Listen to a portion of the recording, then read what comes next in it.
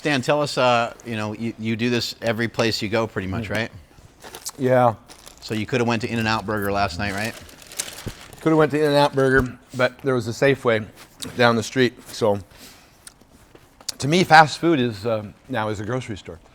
That's my fast food. And I zip in there and I have a little list and I go pick up my, whether it's a little bag of baby carrots, my oranges, I get sourdough bread, a little cheddar cheese, usually a little thing of like sliced chicken breast or something to make sandwiches with, tomato, pickles.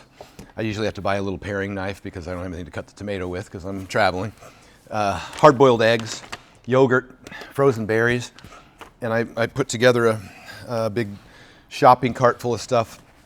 And usually I'll get like if I'm at Target or Walmart, I'll get a cooler, just a little cooler, and a bag of ice. And I'll just put all this stuff together in my trunk. And now I've got multiple meals. I did this in Iowa. I was there for 3 full days. And I had 10 meals, between the bread and the cheese and the pickles and the eggs and the yogurt and the oranges and all of that. So I was able I was visiting my pops. So I was able to go out to my car at any time and eat a meal. And then I wasn't frequenting fast food places or room service, kind of the stuff that would start to, weigh heavy on your gut. And it, really at the end of the day, you save a little money in the process and a little time. I think it's convenient. And that's, it's kind of been when I can't take my meals with me or I'm, short on time or whatever, I'm using Safeway as a grocery store. What did you use? What did it look like when you shopped for Brian Shaw and Hapthor? Similar thing, but because then you traveled and you helped them with their diet and stuff, right? Interestingly enough, at the Arnold, it's kind of started at the Arnold. They put them up in hotels with no cooking facilities. Oh shit. They have the restaurant or the hotel food, and sometimes they have a menu that's relatively accommodating, but sometimes it's just not enough, and it's not the foods they're used to eating. And that kind of becomes a problem. When you get used to eating certain foods and then you introduce, all different foods a few days before competition, Yeah. it can cause some problems, or just the quantity of food that you need and the convenience.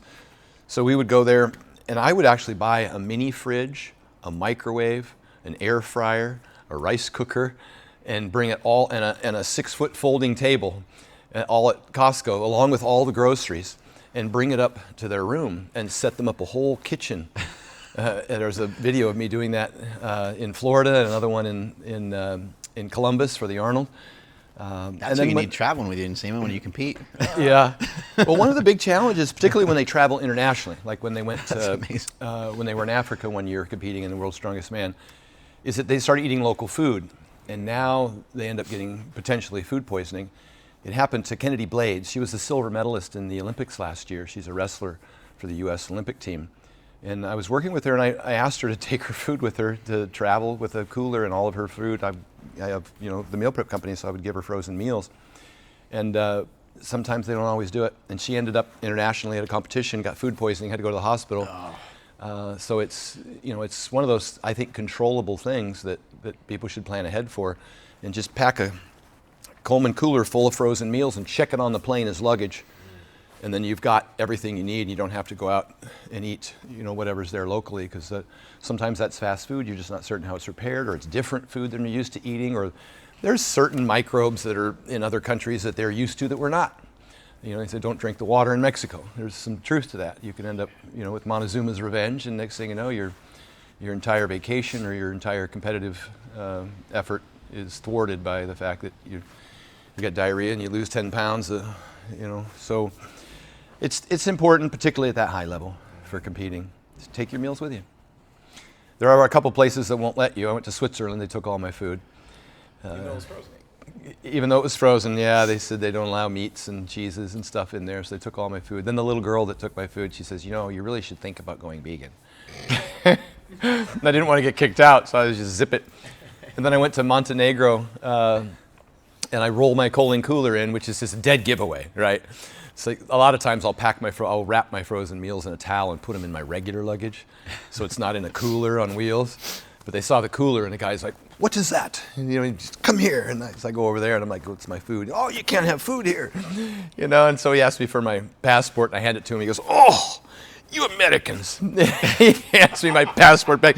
Get out, go! And so I was able to keep my food in Montenegro, fortunately. But you got to check ahead, find out if you can bring food into the country. But I've had good luck everywhere else. I took it to Russia and Australia and Canada and 17 other countries I've been in. So it's always a priority of mine to have my thermos and my cooler, depending on how long I'm traveling, or to do an arrangement like this wherever I go, to where I stop at a grocery store. Vacation with the wife and kids?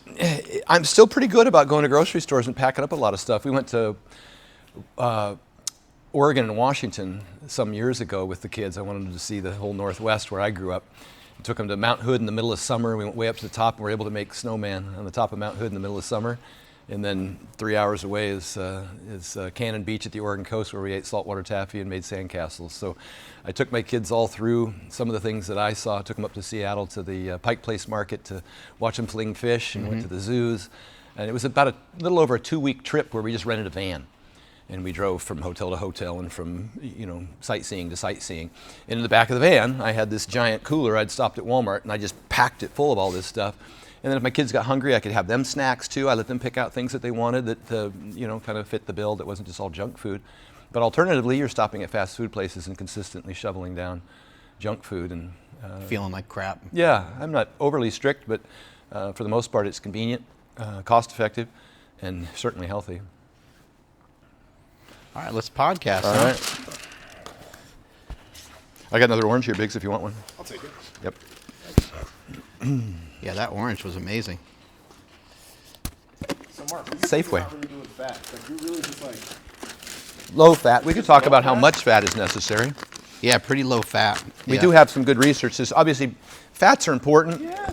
A, D, E, and K is good for sleep, good for hormones. They're required, although saturated fat is not an essential nutrient. It doesn't have to be in the diet. Your body can get everything it needs. But having said that, you don't want to go zero fats. Well, definitely not for too long. There's some good, I don't know, I remember if it was Eric Trexler. It was Mass Research Review, I think, did a pretty deep dive into fats and at what point it became detrimental to your performance or health. And they thought it was probably around 40 or 50 grams was like a cutoff point. Right. 60 was pretty safe. 60 grams a day of fat was a pretty safe number if you were purposely trying to lower fats as low as possible. That's a good number to not compromise your health or performance. Where did you put yours down to when you were competing in bodybuilding? That's probably where I went. Maybe just like Right the down last around 6 60, weeks. Yeah. 60 grams of fats. I wanted to keep the carbs in because it fuels anaerobic performance. And if you're Right. training for a competition, that, obviously how hard you train becomes the most deciding factor for how much lean mass you can retain going into a bodybuilding competition.